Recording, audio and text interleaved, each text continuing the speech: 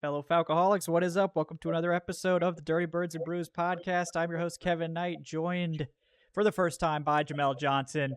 He is at KingJ25 on the Twitters. Jamel, welcome in, our newest contributor over at the Falcoholic. Welcome to the show. How are you doing? I'm doing good, man. Doing it very, very good. My first time being on the show, Dirty Birds and Brews. I'm very excited. Joined the Falcoholic not too long ago, probably about a month ago, I'd say now. So got my foot wet a little bit. So definitely hitting the ground running.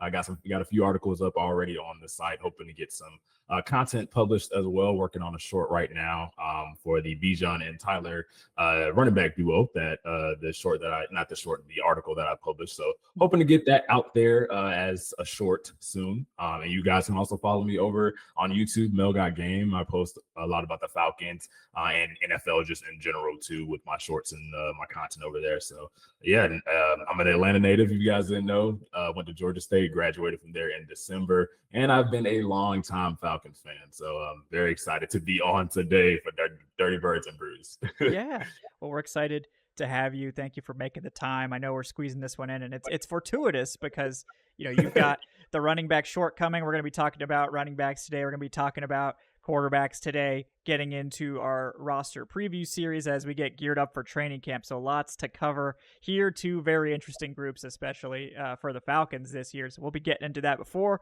we dive in, folks, real quick, bring you a word from today's sponsor, BetOnline. Folks, BetOnline is your number one source for all your sports betting needs this season, from baseball, golf, soccer, right up to all the top fights in the UFC, MMA, and boxing. We did get a very dramatic end to the NHL yesterday, so no more NHL betting, but all that other stuff is still going, and just got a couple months. You'll have to tide yourself over until we get to the football once again. But in the meantime, guys, BetOnline's got you covered with every stat, every matchup, and even live odds and spreads while the games are being played. When the game's over, you can head on over to BetOnline's new online casino, which is very dangerous, but, hey, you got to do what you got to do. I got to be careful because they got that online blackjack. That's my weakness. They got poker, too, as well as over 150 slots games if that's your game. So no matter what you want to do, guys, you can head on to that website today, BetOnline, to get in on the action. Just remember to use our promo code BELIEVE. That's BLEAV. For your 50% welcome bonus on your first deposit. BetOnline, the game starts here. All right, Jamel, I figure we'll start with the quarterbacks because I think the biggest question everyone wants to answer is, will Michael Penix play in 2024? Obviously, Kirk Cousins is the starter, but what do you think the chances are that we see Michael Penix this year? I think the chances, obviously preseason going to come. Yeah. Kirk Cousins going to get a few drives, and Michael Penix. We're going to see what he can do really in the preseason, but I'd say regular season, I think it's very slim chance. If we are a true contender, if we're hitting, 10-7 and 11-6, towards the end of the year, if we're a true contender, got our playoff spot locked down, I think he'll probably start maybe week 17 or 18. Outside of that, I don't see, unless Kirk Cousins he's not the Kirk Cousins that we know, and he does not perform well, we might be able to see just kind of like a Marcus Mariota, Desmond Ridder situation a few years ago, when Marcus Mariota, they benched him, and then Desmond Ridder got to start late in the season. Maybe could see something like that if Kirk does not perform.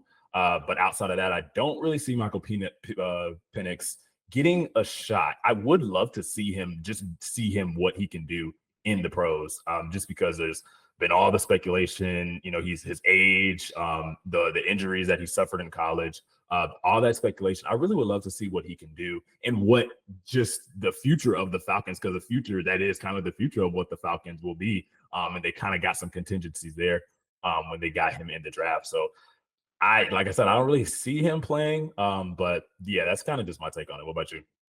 Yeah, I agree. I think we're unlikely to see him outside of injury, or if they've locked up a playoff spot or something like that. Maybe, if the Falcons are dominating some team, we haven't seen a lot of that lately, but if they were to do that, maybe he could get in for a drive or two towards the end of a game. But yeah, I agree with you. It's unlikely that, I don't think the team feels like pressure to play him like they did with Desmond Ridder and Marcus Mariota, where it was clear that Mariota was a stopgap, and they were sort of like waiting for the right opportunity to put Ritter in. Whereas with Penix, I think it's more measured. They're more likely to just sort of relax a little bit, wait till he's ready, and then I think they wanted someone in the wings ready to go if Cousins has to miss significant time, because he's not someone that has missed a lot of time in his career, but last year tore his Achilles, right, and missed the second half of the season, and that more or less ended Minnesota's season. So I think the Falcons wanted more than a Taylor Heineke level backup. And Penix obviously has the long-term sort of track that sort of makes sense for that. Now, obviously we can probably argue till the cows come home about, was it worth it there? Should we have gotten like a different pick that maybe could have played more this year and so on? We're not going to argue that on this show. That has been argued to death over the last several months. But Penix, I think, is a very high upside backup that if he did have to play this year, if something, unfortunately were to happen to Kirk or what have you, that you would feel good about at least seeing what you got, getting him that experience, and not just sort of floundering around. And would he play great as a rookie? Who knows? But at least you'd be able to get something out of that, something interesting.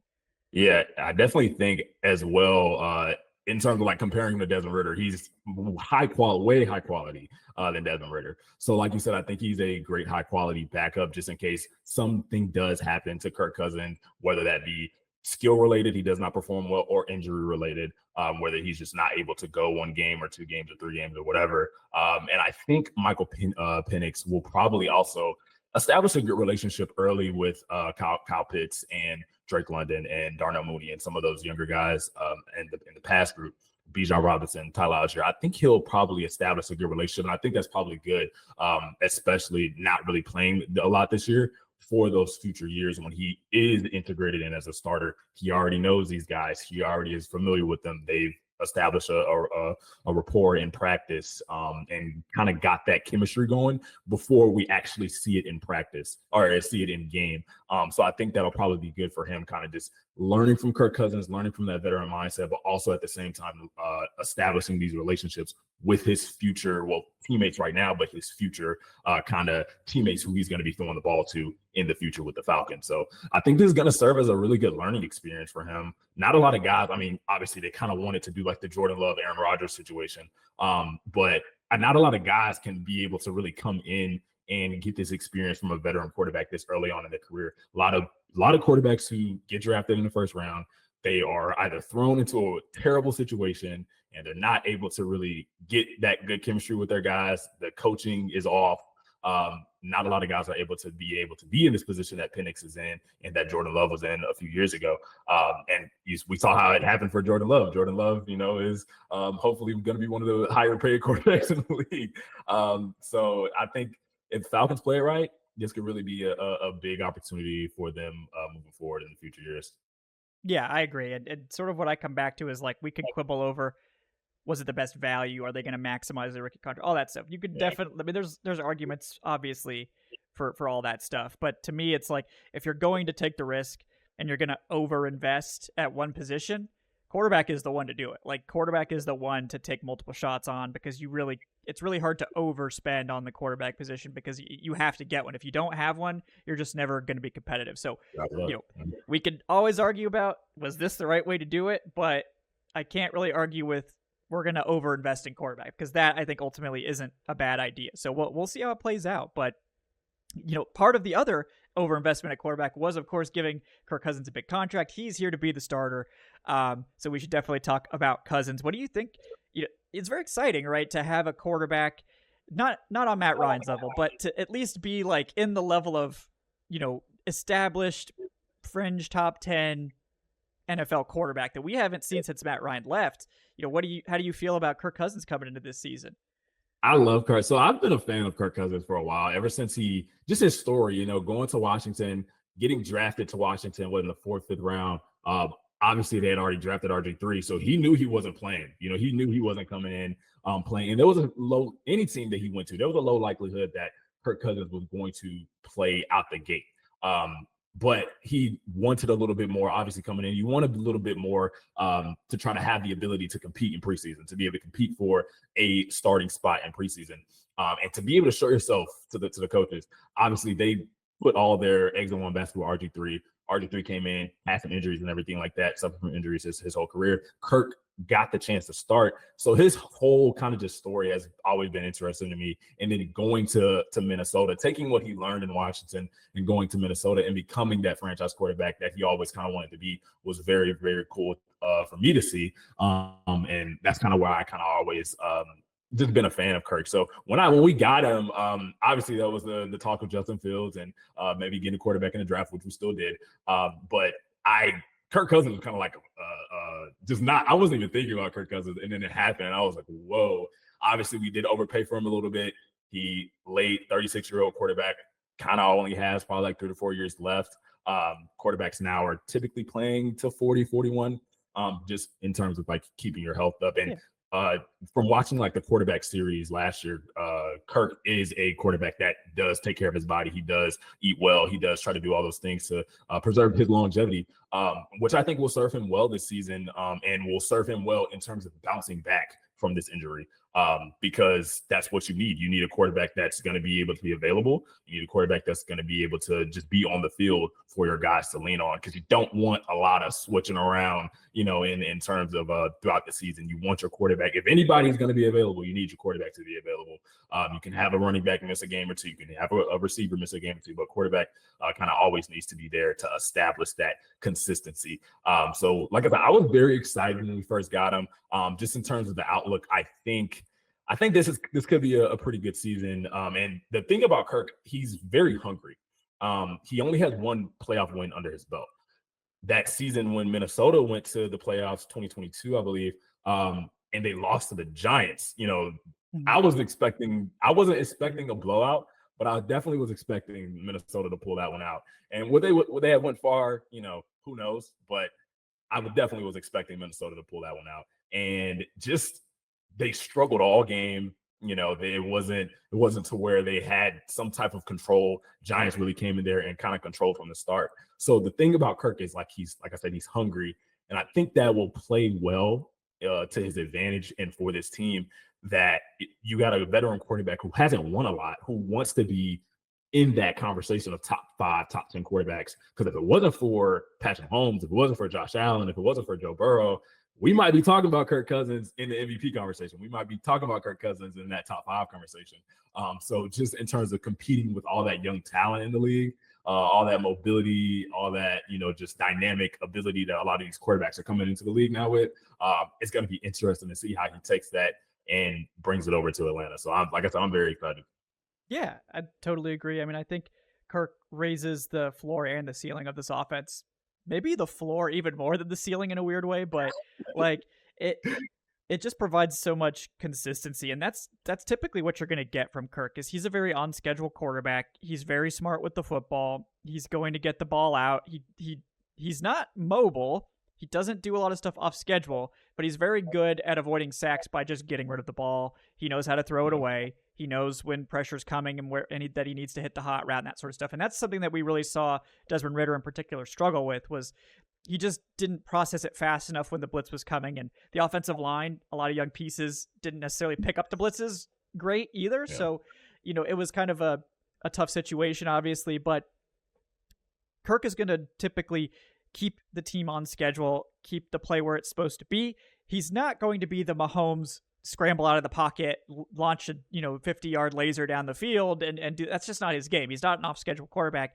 He's an on-schedule quarterback, so that means that the offense needs to be good. Obviously, we're hoping that Zach Robinson will provide that. There'll be a good structure for him to work with. Cousins is really familiar with that offense, and honestly, Cousins has worked in a lot of offenses over the years, so he just has a wealth of knowledge about it. But coming from the Kevin O'Connell offense, he played in the Shanahan offense in Washington. I mean, this is not anything that he's not used to. The terminology, I'm sure, will have some tweaks to it, but he should be comfortable stepping into this offense. Are the weapons as good as Minnesota? Just because Minnesota had Justin Jefferson, you probably have to say no. But I think if you look at the breadth of the Falcons' weapons, it's not that far off from Minnesota. I mean, I think Justin Jefferson, TJ Hawkinson, and Jordan Addison is a very good top three, but I think we could see Drake London, Kyle Pitts, and Darnell Mooney potentially be just a step below that. With Justin Jefferson being the best weapon in the NFL, it's kind of hard to match that. So you're not really going to realistically be able to do that. But I do think that it's a good situation for Kirk. I think he's going to have a great time in this offense, and hope he needs a good offensive line, which he didn't really get much in Minnesota. And I think the Falcons will be providing him with a much better offensive line. And I think that's going to help a lot too. So it's definitely good to have that. I'm excited about Kirk. I think he definitely gives this team a much better chance to compete week in and week out, even against good defenses that just like when Ritter went up against a good defense, it was just, it was going to be bad. He just couldn't process. He couldn't figure out the coverages. And it's a big step coming from college where the defenses just don't have the ability to disguise the level that the NFL does to the NFL, where it's like, oh my God, what is happening back there? This is a nightmare.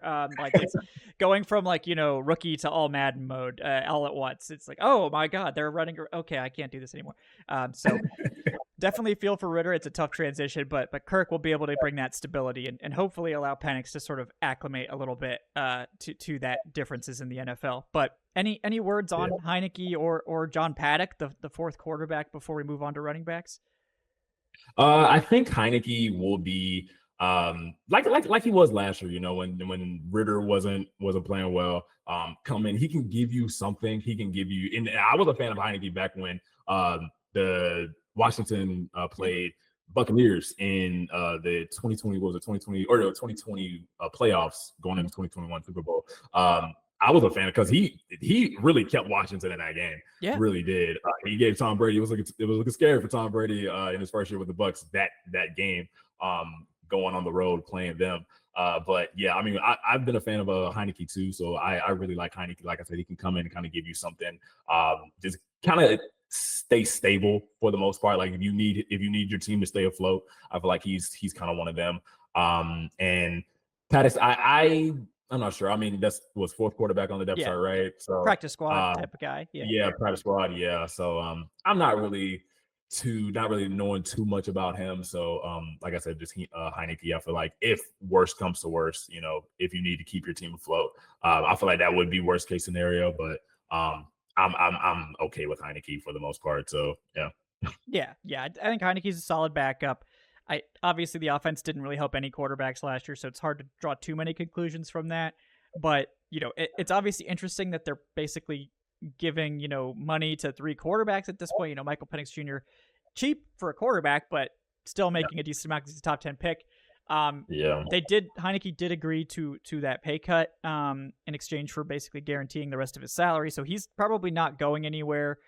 They don't really have any financial incentive to move on from him now. So they'll have a 3 quarterback room. It'll be a strong overall quarterback room. So if Penix isn't ready, Heineke can step in as the backup. I think the team is just trying to make sure that they don't go from like Cousins to Josh Dobbs, or whatever. And I love Josh Dobbs, but it's clearly that was not a great fit for his skill set in Minnesota with the way they wanted to do things. So we don't want to go from like that to, oh my God. So hopefully it'll be a little bit more stable and if Penix needs to play, hopefully he's ready. But if he's not, Heineke will be ready to step in. So, But running back, another very exciting position group for the Falcons. We got to start obviously with Bijan Robinson, and he's so exciting. I hope that we're going to see this team take on some of what the Rams did last year, which was incorporate a lot of man concepts, a lot of duo, a lot of stuff like that, where I think Bijan could be really good at that. Whereas, if he gets a one-on-one with a linebacker, he gets, they pull, they take out those guys and it's just him one-on-one with that middle linebacker in the hole and he just sidesteps him. I mean, that could be a touchdown. Like that's the thing about man concept runs is like you're going straight up the middle, it's dangerous, right? It's scary times for the defense. So it's also, he could be playing a lot more snaps, which I think everyone would love, not just playing the snaps, but also getting the carries, because last year you look at Allgeier and Bijan's snap counts, and it looks like Bijan's playing the way more snaps, and it's true.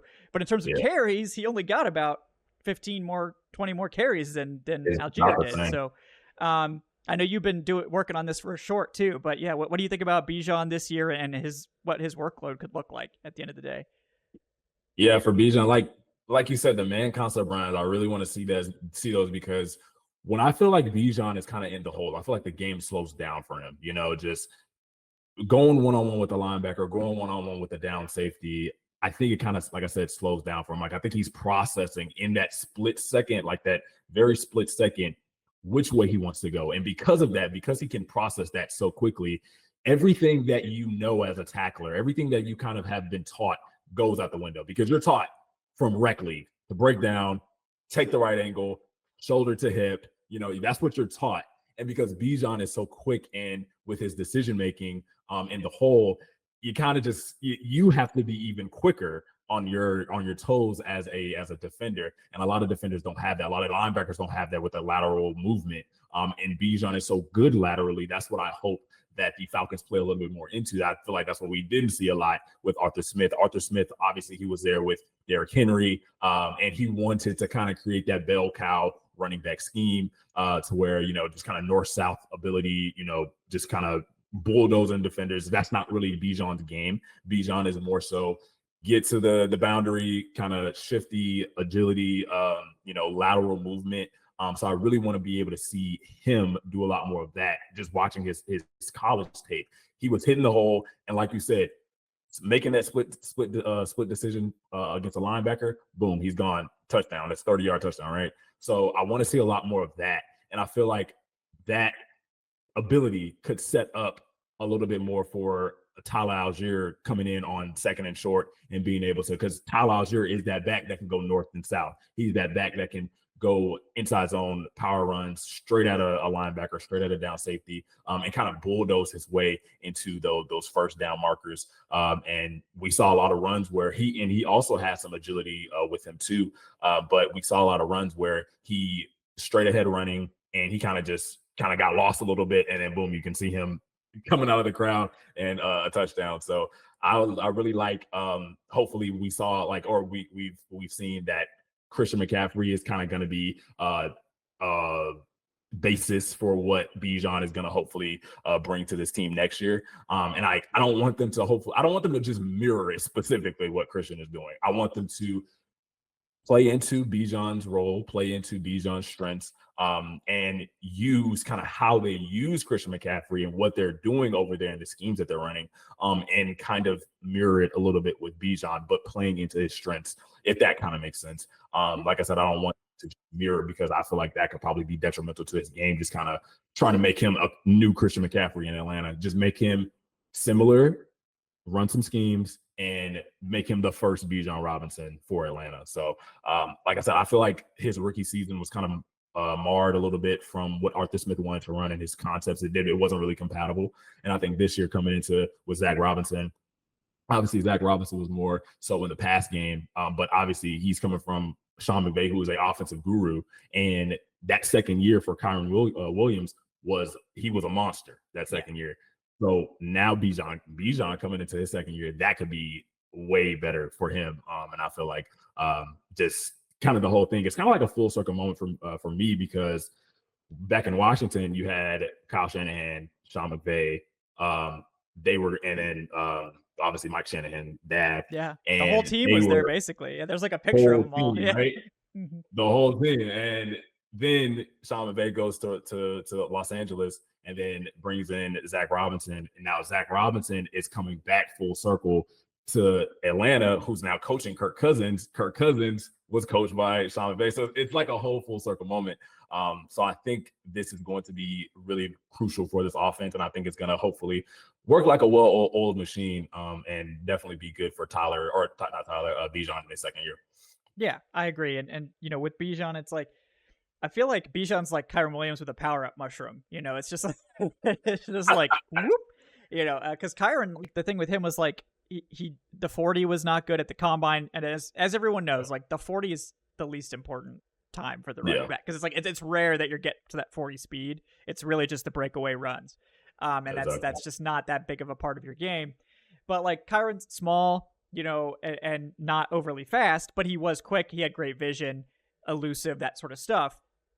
Bijan's like that, except he is fast. He is big. Like, it's like he checks all the boxes. So, and that's why Bijan was, top 10 pick, right? But basically to say that the Falcons could use Bijan the exact same way the Rams use Kyren Williams, and you would expect more from Bijan as a result. You would expect him to do more than Kyren Williams did, which fantasy heads would be really happy to hear. But the Rams used they were very good about just featuring their players. Like they used their top running back about 80% of the time, 75 to 80% of the time when he was healthy. They didn't really take him out of the game much. And the same with their top receivers and top tight end. They basically used those guys 70+% of the time. And with the receiver, they would rotate like a fourth receiver occasionally for certain packages. But most of the time it was the three guys, the one running back, and the one tight end. And, we could, I'm sure the tight end show will probably get into like, is Kyle Pitts going to be lined up as the tight end or the receiver? Maybe both, depending on the play. But they're going to do that, and that's going to be good things for Bijan, I think, where he's just going to be out there a lot and have a lot of opportunities. The only thing with Bijan is like just need the pass pro to improve. He was a very good pass protector in college. It's a different beast in the NFL, so it just takes time. I'm not concerned. He's big, he's smart. He was very comfortable with it in college. I'm not concerned about that being an issue, but that's the only thing that could potentially still cause problems is they're going to want to play him every snap. They're going to need him to improve his pass pro. I'm sure he's working on it. But the thing about the Arthur Smith scheme is it was just too predictable. Like it was just outside zone, like spam outside zone. And it's like, sometimes that works in Madden, right? If they can't stop it, but the Falcons just like they didn't have the passing game threat to make it where they could just run outside zone and teams couldn't really deal with it. Like they just didn't have the threat to keep teams from just sitting on the outside zone. And the Rams, to their credit, like were one of the most diverse run games in the NFL. I think they ran like duo at one of the highest rates. They ran man concepts about half the time. They ran zone about half the time. They ran inside, outside, almost equally. Like they split up their runs, off center, off guard, off tackle, like pretty much evenly, like around 30 to 35% for each one. So very diverse, very tough to predict. And I think that was really the key because like Bijan's obviously good at wide zone, but you would see plays where he would get the handoff and you would just see the linebacker sprint to the edge, like just sprint out. And it's like, we just know what's coming. Like there's only so much you can do. So I think just the nature of diversifying the scheme and adding the passing game threat is going to help a lot there. And you mentioned Tyler Allgeier as well. He's going to have a role. I don't think it's going to be a big one. But he is a critical player because this team is going to lean on their top running back, whoever that is, right? And if Bijan has to miss any time, Tyler Allgeier is just going to assume that role because he can do everything Bijan can do. He can pass protect. He was actually one of the best pass protectors in the NFL last year. He can catch. He's not particularly fast, but he can catch. He has good hands. We've seen that plenty of times. And he can run outside zone, inside. He can do power stuff effectively. So he's like, a less athletic version of Bijan. But he could just assume the role of RB1 if Bijan has to miss time, and that's his role. And that's why I've cautioned people like in fantasy, if you're taking Allgeier, you're basically taking him as like a handcuff or like a stash because he's not going to have standalone value this year, but he does have an important role and he will be critical to this team if Bijan has to miss time. And that's why like they're not going to trade him. They're not going to do anything. He's not making that much money. And we know he can be trusted to carry the load if needed. We've seen it. Had 1,000 yards. He can do it. He's not necessarily dynamic, but very well-rounded, can do everything you need. I love Tyler Allgeier. Don't mean to slander the man, not doing that. Just, I don't think it's slander to say like Bijan Robinson is like a one-of-one player and Tyler Allgeier is a good running back. Like that, I don't think that's slander, but maybe some people might think that. But mad respect to you, Tyler. But in terms of the rest of this running back group, it's obviously we have Avery Williams hopefully back healthy. Jason McClellan comes in the draft, and we have Carlos Washington Jr. returning from last year's practice squad, and then we have Robert Burns, who don't know too much about, but did join the team this offseason. I have to think that Avery Williams is going to be around as one of the top return guys, and then Jason McClellan. We haven't seen much yet because he's still rehabbing from a pre-draft injury, but you have to think he's in the mix too. What do you think about the remaining running backs in this roster, and how does this sort of shake out? Yeah, I think it's some good depth, honestly. Like you said, something happens to Bijan, something happens to either Tyler. I think we have some good depth. I think we have some backs that can come in. And Maybe you're not going to rely on them for, 12, 13 carries a game. But if you have that good passing game that we're hopefully going to have this year, maybe we could lean on that. Maybe we could lean on that a little bit more if something were to happen to Bijan. Because obviously, if something happens to Bijan, Tyler has to step up. That means Avery Williams has to step up. That means some other guy has to step up. And everybody's going to get some more carries at that point. So, like I said, I think we have a good depth running back group in terms of just being able to go out there and give us something to where if you get 5 carries a game, make that the best 5 carries that you're going to get. Like make the most of it.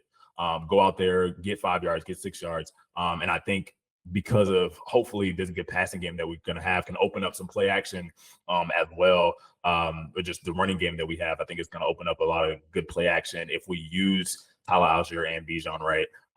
And hopefully if, like I said, one of them goes down, we have that depth to come back. I think we'll see it in training camp. I think we'll see it when some of the joint practices start happening and during preseason. Hopefully we get a little bit clearer picture of how the running back group is going to shape out.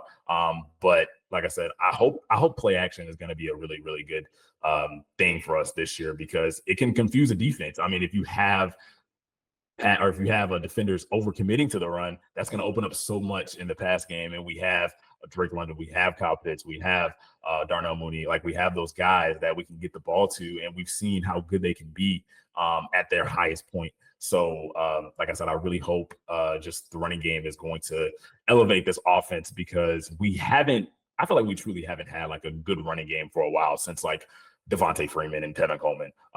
And it's hurt us. It really has hurt us. Like you said, the predictability on offense was just so one-dimensional, and it hurts. It hurts to see it because I know how good we have been in the past. And like I said, Tyler Allgeier, he had like the quietest 1,000-yard season I've ever seen. He really did.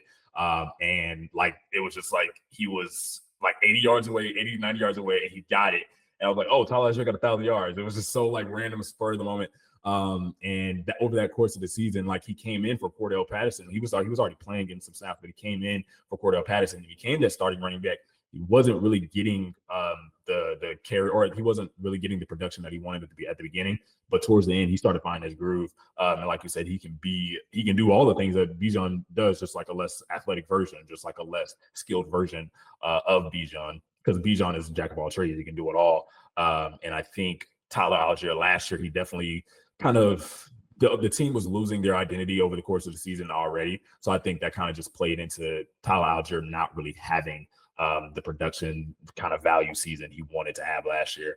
But I think this is a really, really good running back group. I think they're going to lean on each other to, just make each other better, make each other stronger over the course of the season. Obviously, running back is probably one of the harder positions in the league now in general, just because, the longevity of the back is not how it used to be. A lot of teams are not really just discarding their backs after 5 years, 6 years. And the production value the line goes down for their production value at that point. So the peak is very short now for running backs. And I think all these running backs kind of being so young in their careers, we have like a very young group. I think it's hopefully is going to be good for us moving forward. So. Yeah. I think one of the keys to this team taking off and being better than expected is Bijan sort of assuming the mantle of like, this is the best running back in the NFL. Like, and I think it's absolutely in play for him. And I'm excited to see it. I just think like there was so little chance for him to do that. And Allgeier too. We saw Allgeier's efficiency plummet last year because the offense it sort of ran out of answers. And it was just, well, we're going to spam outside zone. That's all I got. And like, it was obviously a tough situation for everyone. So this is not the pile on Arthur Smith party. We're just sort of giving context to stats. And I think they're going to have a really strong running back group. I'm interested to see who the fourth running back is, whether that's, because Avery Williams is going to make it as the returner, assuming he's healthy. Yeah.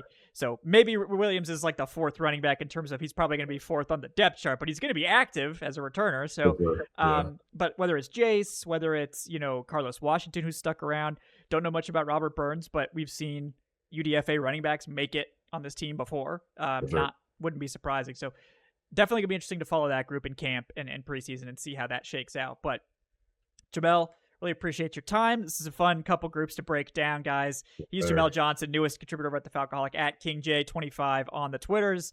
Anything else you want to plug? Anything else you want to let the people know about before we sign off? I think I'm good. Yeah, I think I'm good. I just hoping for a really, really good 2024 season for the Falcons. We have been struggling for a long time. Hoping to kind of get back on track. I've been looking forward to just something to root for, in the fall. Obviously, Hawks, not really that good either. Braves, really, really good, but Asuna broke his towards ACL again, so that's tough. But I really am looking forward to this season. Looking forward to just going to games. Reporting on games. It's my first year actually, physically reporting on games, writing, and stuff like that. So definitely excited. And just look out for some more content soon. Yes, sir. Absolutely. Yeah. No, we're kind of lost in the desert. We've been lost in the desert ever since Matt Ryan left. And I think I see an oasis over there. It could be a mirage. We've been fooled before. So hopefully it's a real oasis this time. We'll get some water and we'll get this team going the way it should be. But guys, he's Jamel Johnson. I'm Kevin Knight at Falcoholic. Kevin, thanks for joining us on today's Dirty Birds and Brews. Please like, subscribe, leave that 5-star review on your podcast platform of choice.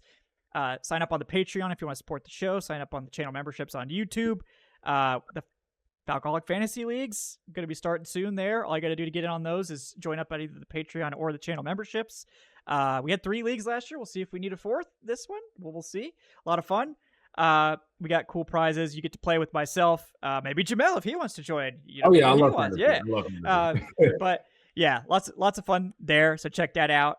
We'll be back, of course, next week. No Wednesday shows the week of July 4th or the week after, as both Adon and I are going to be out taking our final vacays before training camp. So we will be doing that.